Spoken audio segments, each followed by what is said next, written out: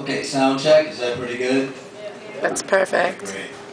Well, it's really great to see so many people out. First of all, I want to give a shout out to Azure. Azure came here at 7 o'clock. I said I was going to be here at 7 o'clock because I was trying to draw as many people from work as possible. But, you know, this is a great pub. I mean, you see me here a lot. Nikki and I hang here a lot. I mean, it's a great pub, but you know, for people who didn't know the spot, I was really trying to draw them here, and it was my duty to be here at 7 a.m. and I didn't do that. So my apologies. Paul Valéry once said famously that poems never finished, only abandoned. I went against that and was trying to finish. I was continuously revising, and it's been a busy week. So, but with all that said, I really appreciate everyone coming out, and An Beal Bocht, of course, appreciates it as well.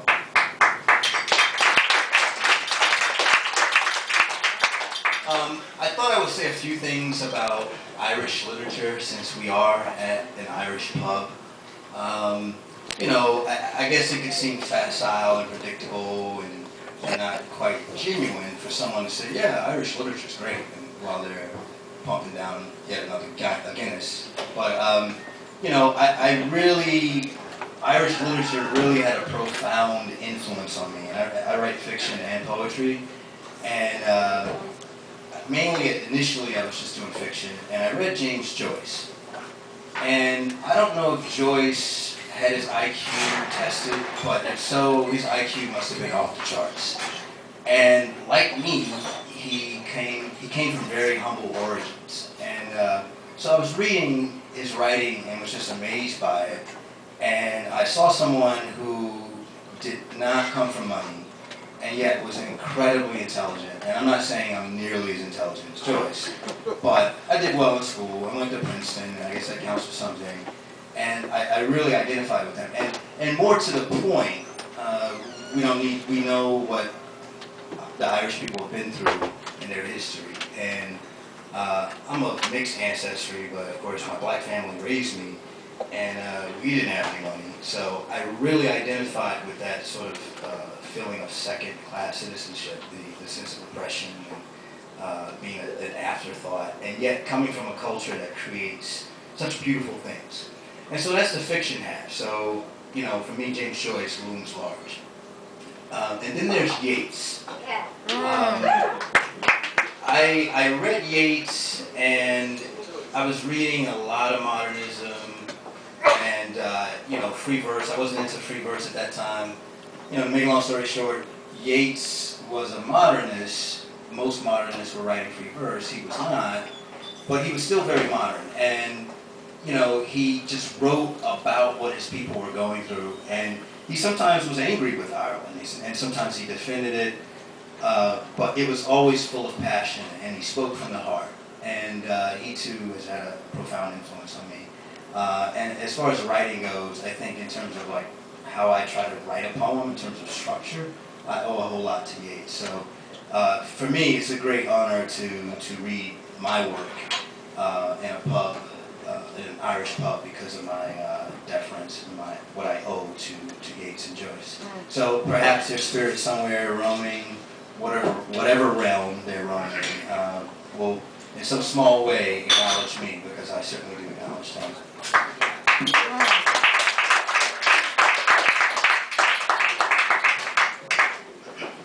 This first poem is called Postmortem. My body is a brittle twig battered about by winds. Snow creaks beneath my boots. As I plod across Central Park, a bus roars past. It's still snowing. The ground and sky, a single mass of whiteness. The trunks and bare branches of oaks and elms and ash run through the pale gargantua like dark arteries and arterioles, dark veins and venules. Ashton Lafarge. That was his name. His daughter laid yellow daffodils on his grave. He and I talked together at Horace Mann, which perched on a tree-covered hill in Riverdale, overlooking the rest of New York. His hair was gold and silver when I started, and completely silver when I left. As he recited poem after poem and explained their use of paradox and apostrophe, chiasmus and synecdoche, the cannon fired shells from every age, and students crowded his warm classroom and gaped. Maybe that's why I seldom ate lunch with him and never visited his home. Maybe that's why I called him a fart behind his back. Never again will his mind illuminate lines of Shakespeare. Never again will his voice boom out I-ams. He is dead. I am not, but will be one day. All material things end, many after a period of decay. Boot heels wear down, coat cuffs fray. The ash tree cracks and branches snap off. Skin sags, muscles slacken, and bones thin. And when the body's internal network of pumps and pipes and filters malfunctions and shuts down for good, what happens to the soul? Does it arrow north or south like a flock of Arctic terns? Does it re-enter time and stir the limp limbs of a fetus floating in its bubble? Or does it crumble like a fistful of dry oak leaves?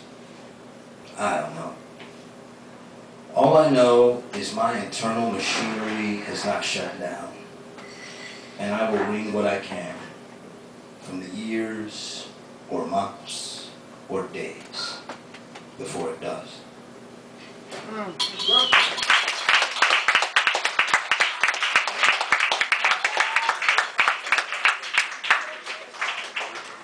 This next poem has an epigraph, which, if any English teacher drilled it into your head, you know, an epigraph is that little quotation that comes at the beginning of a literary work, whether it's a poem or a short story or a novel.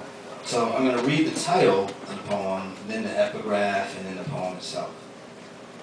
Good Friday, 2000. And it was about the 6th hour, and there was a darkness over all the earth until the 9th hour. And the sun was darkened, and the veil of the temple was rent in the midst. Luke chapter 23, verses 44 through 45. The sky lights up like a blank TV screen, then blackens. With a boom, the tube shatters and clear shards shower down. It's day, but it's so dark, I can almost believe God's reminding us of another Friday's weather. I can almost believe Christ dropped into time, then hung on the cross as the sun burned black. I can almost believe that he died, then lived again, that we used him as our whipping boy, then his Father wrapped us in a long embrace. There was a time when I did believe, when I sat in church 52 Sundays a year, the Bible heavy in my hands, its wings outstretched, a dissected dove. As the pastor preached and paced and clenched his fists, the veins in his brow throbbed like green snakes in a muddy country stream. He listed what I must and must not do, while the unyielding pew sliced my thighs in two. The arm of the Baptist church is long. Its fingers choked my grandmother's black and white bungalow. No music other than gospel. No dates without the family Argus. No leaves unraked without a lecture attached to a scrap of scripture. The arm of the church reached D.C., where my mom and I moved when I was 13. But there, its fingers weakened. Now when we missed service, the phone made no comment. My knees forgot the rough kiss of carpet. Then I met Malik. While we sat on park benches and sparred over Allah and black nationalism, flags whipped the air. He failed to convert me, but succeeded in eroding most of my remaining faith. College eroded the rest. Ever since, I've lived on a tract between the overlit metropolis of belief and the dark blank town of unbelief. I visit these places. I wander their streets alone. The words of their inhabitants grate against the gates of my ears. Who knows? Maybe God is speaking through the weather. But more than likely, the lightning, thunder, and rain is just lightning, thunder, and rain.